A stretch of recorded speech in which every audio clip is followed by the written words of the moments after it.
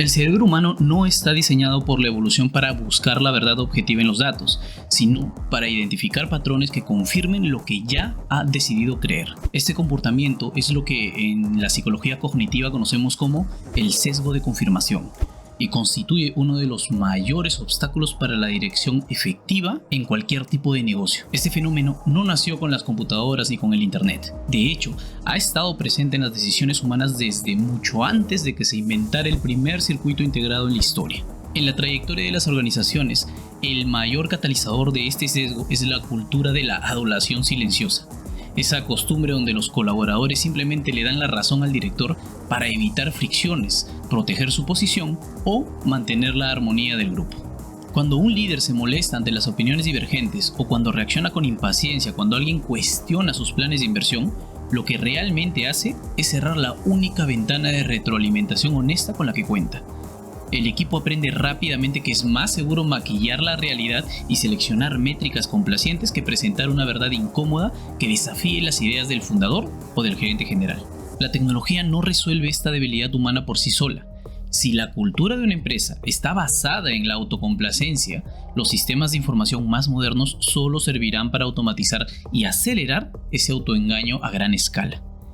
Es lo que hoy denominamos el narcisismo de datos, una práctica donde se configuran los reportes y los paneles de control únicamente para que actúen como un espejo digital que adula las corazonadas de la dirección.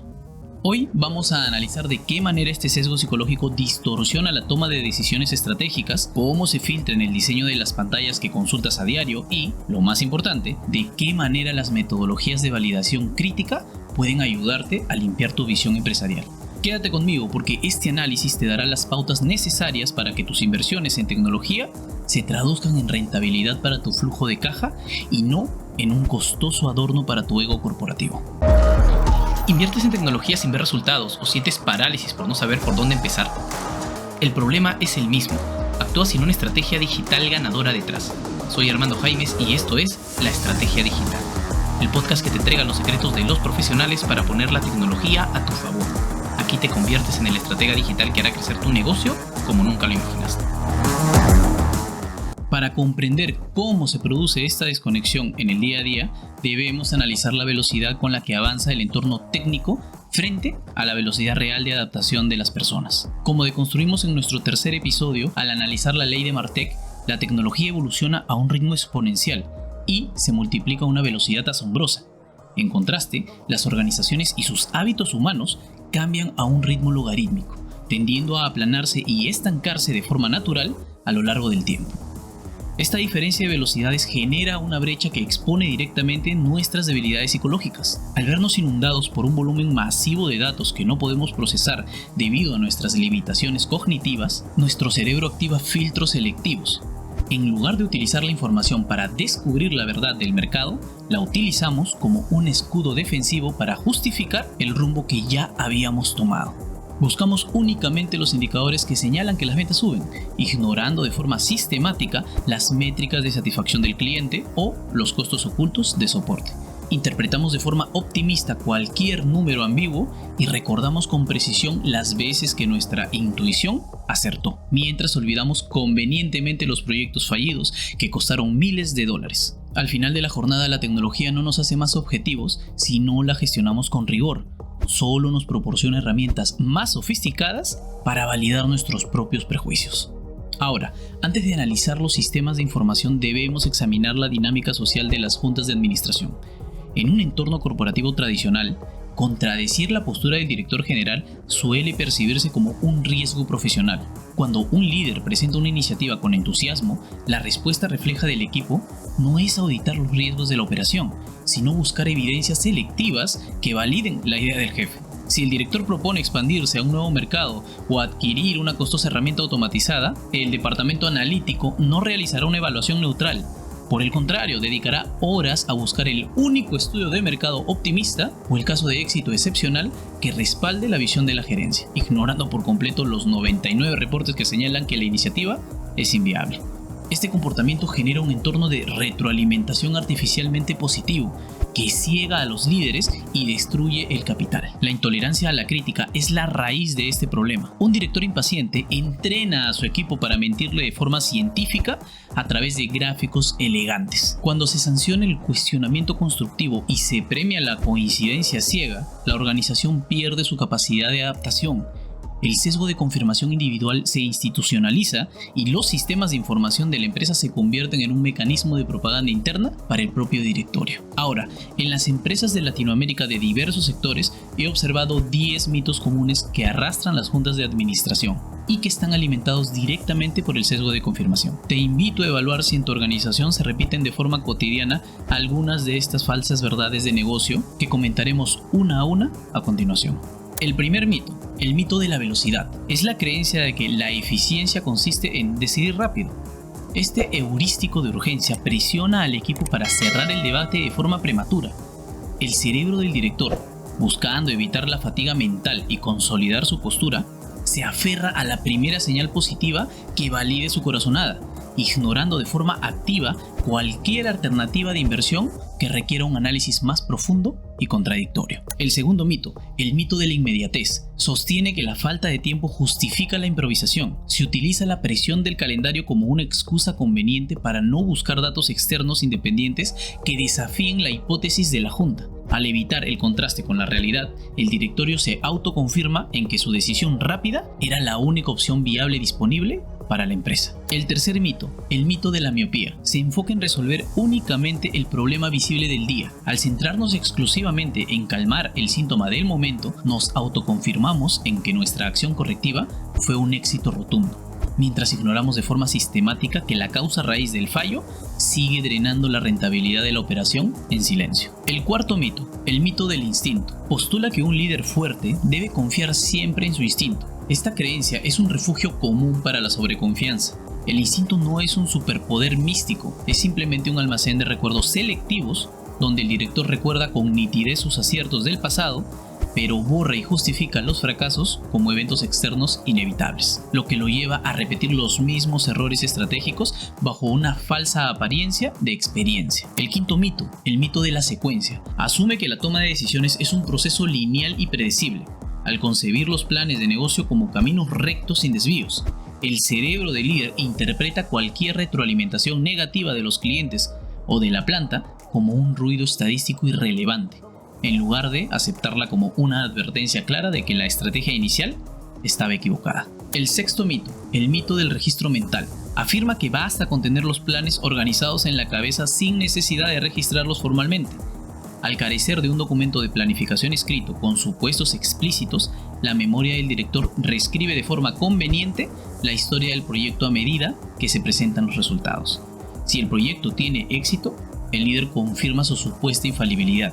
Si fracasa, su memoria altera los recuerdos para convencerse de que él siempre supo que las cosas saldrían mal, anulando la capacidad de aprendizaje de la empresa. El séptimo mito, el mito de la autosuficiencia, asegura que el decisor siempre cuenta con información suficiente para actuar. Esta complacencia cognitiva detiene la búsqueda activa de nuevas variables disonantes. Al asumir que el panorama está completo, el líder se protege de encontrar cualquier dato incómodo que lo obligue a admitir que su diagnóstico del mercado estaba errado. El octavo mito, el mito de la racionalidad absoluta, asume la existencia de una racionalidad absoluta en el comité ejecutivo. Al creer que su equipo toma decisiones puramente lógicas y sin carga emocional, el director asume que su organización está libre de sesgos cognitivos, lo que lo vuelve doblemente vulnerable a ellos, al no establecer ningún mecanismo de contrapeso metodológico en las reuniones. El noveno mito, el mito de la rigidez, sostiene que existe una única vía correcta de ejecución estratégica. Esta inflexibilidad cognitiva se alimenta del miedo a admitir desvíos. El director prefiere persistir en un plan de negocios que está perdiendo dinero, buscando evidencias mínimas de progreso para confirmar que tenía razón, antes que admitir de forma pública que el entorno cambió y que debe modificar el rumbo de la compañía. Y el décimo mito, el mito de la justificación cosmética, expresada en la famosa frase donde el director afirma que ya tomó una decisión y solicita al equipo de análisis que busque los datos que la respalden. Este es el caso más puro de sesgo de confirmación instrumentalizado. Se utiliza la analítica y el tiempo de los profesionales únicamente para fabricar un reporte elegante que actúe como relaciones públicas internas para validar el ego del líder ante los socios o el consejo de administración. Hacemos una pausa en el episodio para informarte algo importante.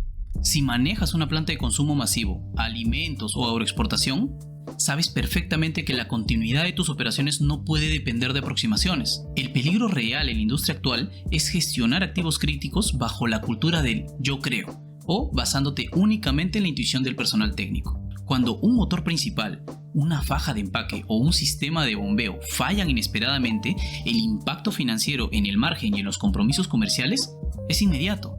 Para erradicar esta incertidumbre y tomar el control del rendimiento operativo, presentamos al auspiciador oficial de la estrategia digital, Dairel, una plataforma SaaS que integra el Internet Industrial de las Cosas y la inteligencia artificial para ofrecer monitoreo de información en línea, así como análisis predictivo, permitiendo prever problemas operativos antes de que estos sucedan. Desarrollada por Edo-C, una firma peruana con una década de trayectoria en automatización y alta ingeniería. Esta solución recopila telemetría directamente en la planta y la procesa en la nube de forma segura, transformando variables físicas en alertas tempranas orientadas a la acción preventiva. Una solución de alta ingeniería nacida en Perú, cofinanciada por el Ministerio de la Producción a través de ProInnovate. Queremos agradecer el auspicio de Edo-C en este episodio de la Estrategia Digital. Si eres un director de operaciones, un superintendente de mantenimiento, líder de tecnología o un CEO que busque eficiencia real e inmediata, ingresa a dairel.com. Deja de reaccionar al cambio y empieza a diseñarlo con Dairel. La historia corporativa global está pavimentada con desastres financieros causados por directores que utilizaron los datos de sus sistemas de información para confirmar sus deseos políticos en lugar de buscar la verdad del campo real. El colapso del transbordador Challenger en 1986 no fue un fallo puramente mecánico, fue un fallo de dirección.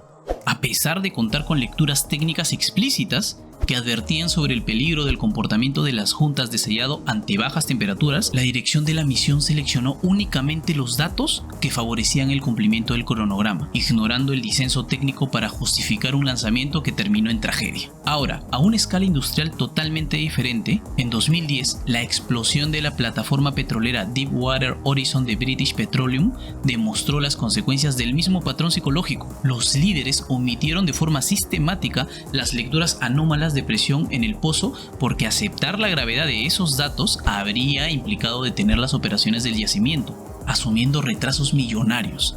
El sesgo de confirmación de la gerencia los llevó a autoconvencerse de que las alertas eran solo fallas temporales de los sensores, validando su hipótesis inicial de que la infraestructura era robusta, hasta que el sistema colapsó por completo. Este tipo de ceguera analítica se amplifica en los comités ejecutivos debido a comportamientos sociales que destruyen el debate objetivo. El primer fenómeno es la ignorancia pluralista, que ocurre cuando varios integrantes de una reunión gerencial sospechan que un proyecto tecnológico o de expansión no es viable, pero deciden permanecer en silencio al asumir que el silencio de los demás directores representa una validación unánime. El segundo es la ilusión de mayoría, donde un pequeño grupo de ejecutivos altamente visibles y ruidosos promueve de forma constante una opinión o una tecnología en la empresa, haciendo creer a toda la organización que esa perspectiva es el estándar aceptado por la mayoría, cuando en realidad representa únicamente el sentir de una minoría activa y con influencia jerárquica. A esto se suma el tercero, el efecto halo, por el cual otorgamos de forma automática credibilidad a las opiniones de un ejecutivo que destaca en su área de especialidad tradicional, cuando emite juicios sobre temas complejos que escapan a su competencia real, como la gobernanza de datos o el modelado analítico. Y finalmente, el sesgo de automatización, que nos empuja a confiar ciegamente en la exactitud de cualquier reporte generado por un sistema digital avanzado, desestimando de forma sistemática la evidencia física directa presentada por el personal operativo en el campo real. Estas distorsiones cognitivas se trasladan de forma directa a las decisiones de capital humano, debilitando el talento de la organización. El sesgo de afinidad induce a los directivos a reclutar y promover personas con perfiles homogéneos y formas de pensar idénticas a las suyas. El líder busca de manera inconsciente evidencias selectivas de adecuación cultural que validen su estilo de gestión, eliminando del equipo a los profesionales independientes que podrían aportar un cuestionamiento saludable. Asimismo, el edadismo tiende a calificar a priori a los profesionales más experimentados de la empresa como resistentes al cambio, interpretando cualquier error ordinario de usabilidad como la confirmación de este prejuicio, lo que lleva a la organización a desaprovechar su capacidad de análisis estratégico. Cuando un comité de dirección se rodea exclusivamente de personas que comparten su misma visión, convierte la mesa de decisiones en un círculo de eco que solo sirve para confirmar la infalibilidad del líder. Esta complacencia analítica se traslada al diseño de las propias pantallas que la dirección consulta diariamente para evaluar el rumbo de la compañía. En la economía del comportamiento se enseña que las interfaces digitales configuran una arquitectura de elección. Esto significa que los reportes de rendimiento y los paneles de control no muestran la realidad de forma neutral.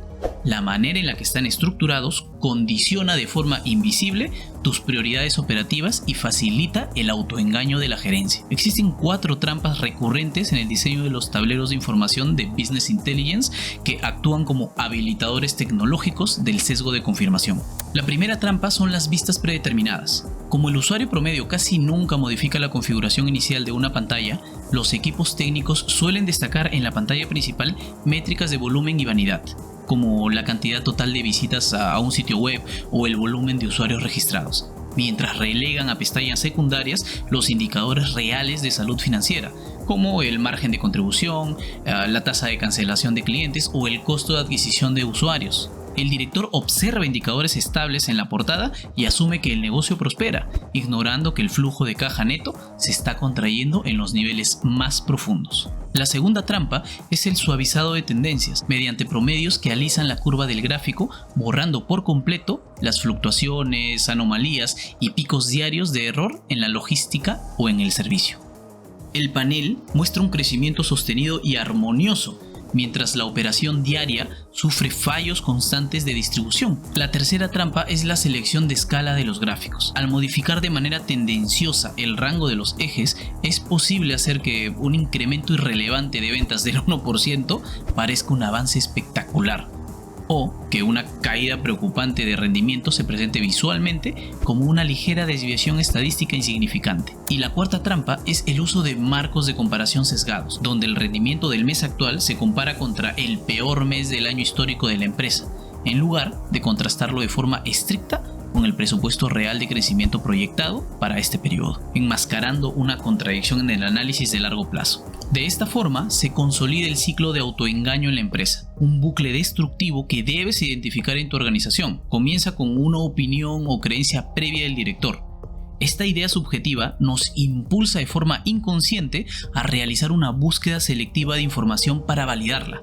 A continuación, caemos en un anclaje mental, aferrándonos a los pocos datos que coinciden con nuestra tesis y descartando el resto. Y finalmente, este proceso se consolida en el narcisismo de datos, donde los reportes de rendimiento se utilizan únicamente para aplaudir nuestras propias intuiciones, anulando el valor del análisis objetivo. Ahora, esta falta de rigor técnico y el hambre de autoengaño se trasladan con alarmante facilidad a la experimentación digital. En la optimización de canales digitales es habitual que los equipos detengan experimentos o pruebas comparativas de forma prematura.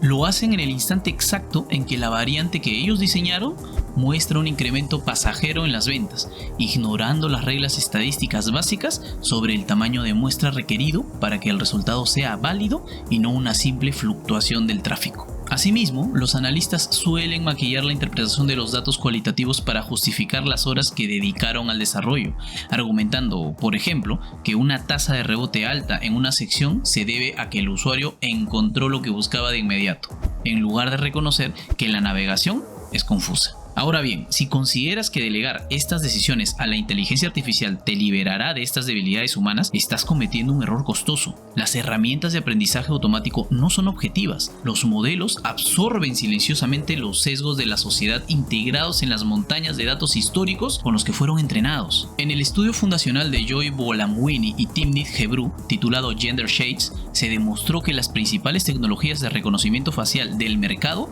presentaban tasas de error de hasta 34% al analizar rostros femeninos de piel oscura. en contraste con un margen de error de apenas el 0.8% al evaluar rostros masculinos de piel clara. Este desajuste no respondía a un defecto de los códigos, sino a la representatividad selectiva de los datos de entrenamiento. Ahora, cuando transportamos esto a la toma de decisiones estratégicas apoyada por modelos de lenguaje, se produce el sesgo de atención. Al ser alimentados con el contenido de Internet, los algoritmos están expuestos de forma masiva a comentarios, reportes e información de empresas de gran capitalización. Como resultado, la IA tiende a generar proyecciones optimistas sobre estas industrias populares, no debido a un análisis profundo de sus estados financieros reales, sino por la simple densidad de su presencia en la web. También, los especialistas advierten que hasta el 48% de la facturación por consumo de infraestructura de IA en las corporaciones se pierde en reprocesar datos y corregir alucinaciones que consumen recursos sin generar un retorno real sobre la inversión. Siguiendo con esto, para comprender el impacto financiero real de estas fallas de interpretación, analicemos 3 casos de estudio de diferentes industrias y escalas de negocio, centrándonos de forma estricta en cómo el sesgo de confirmación y el autoengaño analítico destruyeron el valor de sus operaciones. El primer caso de estudio es el declive de la división de telefonía móvil de Nokia. A mediados de la década de los 2000, la empresa finlandesa dominaba el mercado global de comunicaciones basándose en su excelencia en la manufactura física de hardware. Con la irrupción de las pantallas táctiles completas y las plataformas de software de ecosistemas de aplicaciones, las ventajas competitivas de la industria cambiaron drásticamente de dirección. El comité de dirección de Nokia, anclado en su exitosa trayectoria histórica de fabricación, activó un severo sesgo de confirmación grupal. Decidieron continuar invirtiendo recursos masivos en el desarrollo de su sistema operativo propietario, Symbian, ignorando de forma sistemática los reportes de sus propios equipos de ingeniería que advertían que el código de la competencia era infinitamente más escalable y flexible. Ante un clima de jerarquía rígida donde se penalizaba el disenso técnico, la alta dirección seleccionó únicamente los estudios de mercado autocomplacientes que confirmaban que el consumidor seguía valorando de la marca física por encima del ecosistema de software. El sesgo los cegó ante la realidad del mercado hasta que la pérdida de participación los obligó a vender su división móvil tras pérdidas multimillonarias, teniendo que reestructurar su modelo de negocio hacia la infraestructura de redes. El segundo caso es la interrupción de la cadena de distribución global de Revlon, un gigante multinacional de la industria de la cosmética y el maquillaje, competidor directo de marcas como Avon o L'Oréal. Tras formalizar la adquisición de la firma de perfumes de lujo Elizabeth Arden, el equipo directivo determinó unificar los sistemas de planificación de ambas compañías en una sola plataforma integrada para consolidar operaciones y capturar eficiencias de escala. Sin embargo, el despliegue del sistema provocó paros de producción, incapacidad de despacho en los centros de distribución y pérdidas financieras críticas que afectaron la confianza de los inversionistas. La causa raíz de la crisis logística no residió en un defecto de programación de la tecnología adquirida, sino en un sesgo de sobreconfianza analítica de la dirección general. Al haber liderado integraciones exitosas en sus puestos anteriores, los directivos se anclaron en la premisa de que esta unificación de sistemas requeriría el mismo tiempo y los mismos flujos de trabajo tradicionales, subestimando las discrepancias operativas entre ambas marcas. La dirección descartó de forma sistemática las alertas de sus analistas logísticos sobre discrepancias en los inventarios reales de Elizabeth Arden, calificándolas de incidentes menores de desarrollo, y autorizó el lanzamiento oficial únicamente para cumplir con las fechas del cronograma de la junta directiva, colapsando el flujo real del negocio. El tercer caso de estudio es la parábola de Jane, una empresaria gastronómica cuya cafetería experimentó una caída progresiva de sus ventas durante 6 meses consecutivos. Jane, convencida bajo su propio sesgo de confirmación de que la única variable crítica del éxito operativo reside en la intensidad del trabajo directo del personal, concluyó intuitivamente que el descenso de la facturación respondía a la baja productividad y negligencia de su equipo de meseros. Bajo esta premisa subjetiva, implementó controles de supervisión estrictos en el salón, despidió a trabajadores con experiencia e incrementó la cantidad de meseros por turno para forzar un servicio más rápido. Estas acciones solo incrementaron los gastos fijos de la cafetería, acelerando las pérdidas financieras. Al consultar de manera neutral a analistas de desarrollo inmobiliario, Jane descubrió que la verdadera causa del declive era el traslado físico de una oficina de atención gubernamental a 2 cuadras de distancia. lo que redujo el paso peatonal de su calle en un 60% durante las horas de almuerzo. Su sesgo de confirmación no solo impidió formular un diagnóstico correcto sobre la situación del negocio, sino que la llevó a destinar recursos a soluciones equivocadas que profundizaron la crisis de liquidez de su empresa. Estos casos son ejemplos de los problemas generados por el sesgo de confirmación. Sin embargo, un análisis verdaderamente riguroso exige evaluar la función de supervivencia que cumple este procesamiento selectivo de información. Si el sesgo de confirmación fuera una distorsión puramente destructiva para nuestra capacidad de análisis, la evolución humana ya lo habría eliminado de nuestro comportamiento, ¿no creen? En entornos de alta incertidumbre y con altos niveles de ruido, los modelos de toma de decisiones demuestran que un líder que intente procesar cada pequeño dato secundario y cada fluctuación del mercado con la misma ponderación, caerá inevitablemente en la parálisis por análisis, perdiendo toda velocidad de reacción. ¿Cuándo es útil aplicar este filtro selectivo? Únicamente durante la fase de ejecución y solo cuando la confianza en el norte de un proyecto estratégico ya está respaldada por una planeación sólida previa. En ese momento, el cerebro del líder necesita ignorar las perturbaciones y dudas menores de corto plazo para brindar estabilidad y consistencia a la operación diaria. A nivel de equipo, un nivel moderado de este sesgo es indispensable para proteger la innovación. Funciona como una terquedad saludable. Repito, si la confianza en el norte está respaldada por una planeación sólida, este sesgo le da al equipo la convicción necesaria para no abandonar el proyecto ante el primer tropiezo de la curva de aprendizaje, obligándolos a defender su idea frente al escepticismo de otros departamentos. Esta resistencia los impulsa a profundizar en su investigación y recolectar evidencias más objetivas para demostrar que su tesis es correcta. Al final, esa pasión eleva la solidez de las decisiones antes de comprometer el capital de la empresa. El secreto, por lo tanto, consiste en entender que el sesgo es un motor para ejecutar, pero un pésimo juez para evaluar. El peligro mortal aparece cuando esa convicción apasionada deja de ser una fuerza de ejecución y se transforma en una ceguera corporativa absoluta en las reuniones de aprobación, volviéndose sorda a las alertas de la realidad.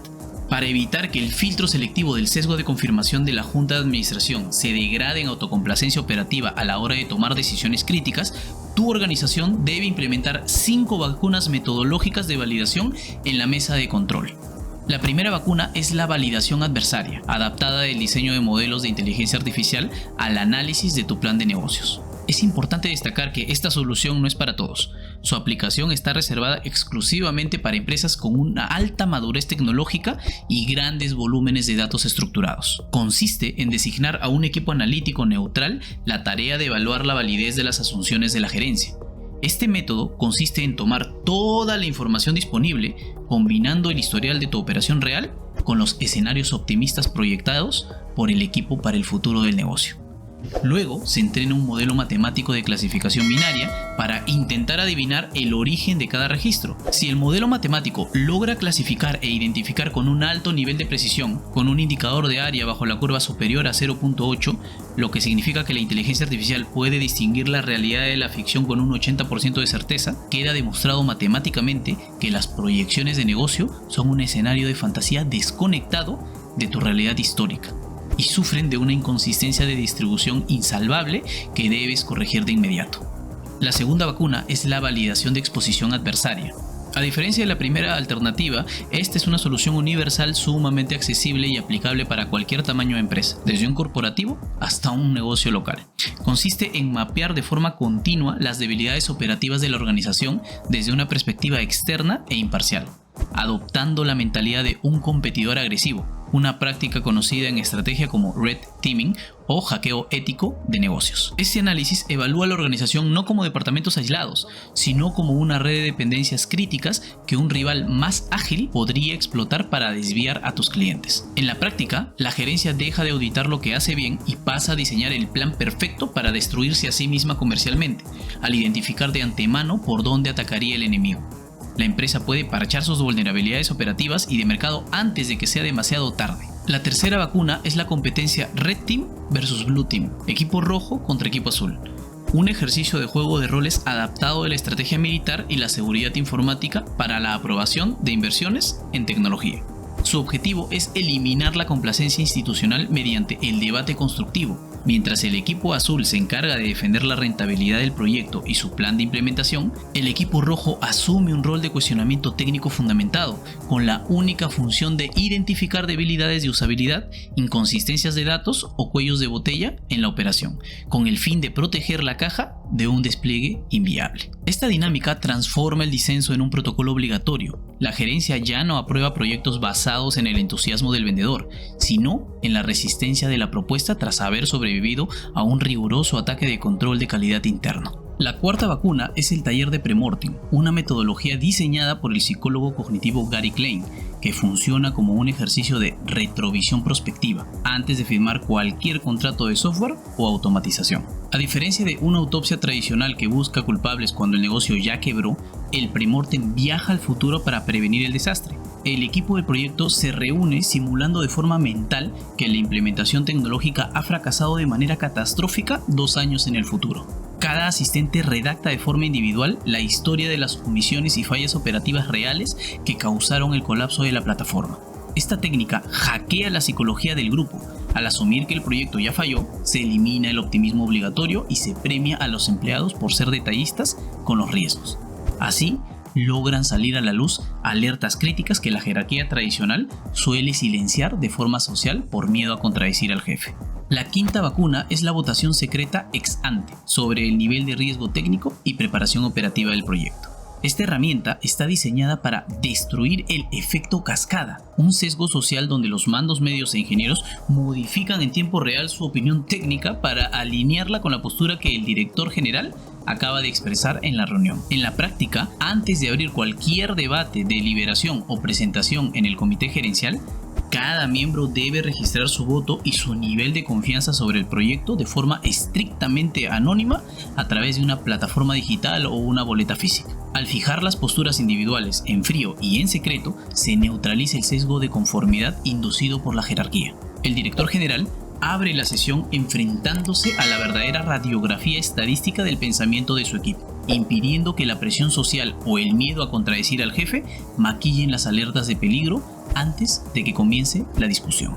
Existen metodologías aún más avanzadas de refinamiento estadístico, basadas en modelos matemáticos, pero esas herramientas analíticas de nicho quedan fuera de este grupo principal. Estratega, tu misión como líder consiste en trascender el rol de espectador pasivo que celebra el número de licencias adquiridas o los reportes automatizados en su bandeja de entrada, mientras la operación real se sigue gestionando bajo procesos tradicionales y desconectados. El desafío de la transformación en tu organización no es un problema de sistemas, es un problema de dirección. Tu tarea de dirección para esta semana consiste en ejecutar una auditoría de retroalimentación crítica en tu comité ejecutivo. Dedica la próxima reunión de planificación a realizar un ejercicio de premortem sobre tu mayor proyecto de inversión tecnológica actual. Solicita a cada integrante del equipo que redacte en una hoja en blanco, de forma estrictamente anónima, las 3 razones de diseño o de proceso por las cuales esta inversión podría fracasar catastróficamente en los próximos 12 meses. Recopila las respuestas, léelas en voz alta y clasifícalas objetivamente ante el grupo. La existencia persistente de riesgos operativos críticos en esa lista que nunca antes habían sido mencionados en las reuniones oficiales es la métrica irrefutable de que tu liderazgo padece de sesgo de confirmación y de que tu equipo te oculta información para evitar conflictos. Detén cualquier nueva aprobación de presupuesto tecnológico hasta que hayas establecido canales seguros para que la verdad operativa llegue a tu mesa. Ahora, he preparado un recurso diseñado específicamente para guiarte en este diagnóstico de liderazgo, titulado el Kit de Auditoría de Retroalimentación Crítica. Es un checklist metodológico para evaluar la resiliencia estratégica de tus operaciones, identificar de forma cuantitativa tu brecha de adopción y blindar a tu equipo contra el sesgo de confirmación. Las instrucciones para obtener este recurso gratuito están disponibles ahora mismo en la descripción del episodio. Recuerda esto, un gran líder no es el que tiene todas las respuestas, sino el que construye un entorno seguro donde la verdad pueda ser dicha. No financies la complacencia, financia la resiliencia de tu equipo, porque la verdad de tu negocio ya existe en la mente de tu gente. Tu única tarea es darles la hoja en blanco para que te la muestren. Gracias por acompañarme hasta el final de este episodio de La Estrategia Digital. Si este contenido te aportó valor, suscríbete para no perderte ningún episodio. Y para seguir la conversación durante la semana, recuerda que todos los enlaces a mis canales, YouTube, Instagram, TikTok y más, están en la descripción. Y por supuesto, si tienes alguna consulta, la puerta siempre está abierta. puedes escribirme a contacto@laestrategiadigital.lat. Recuerda que estamos construyendo juntos la comunidad de estrategas digitales que nuestra región necesita. Soy Armando Jaimes y no lo olvides, la tecnología es la herramienta, la estrategia es el mapa. Estratega, no te vayas. No te olvides de suscribirte, por favor, y aquí te dejo otro video interesante que sé que te va a servir.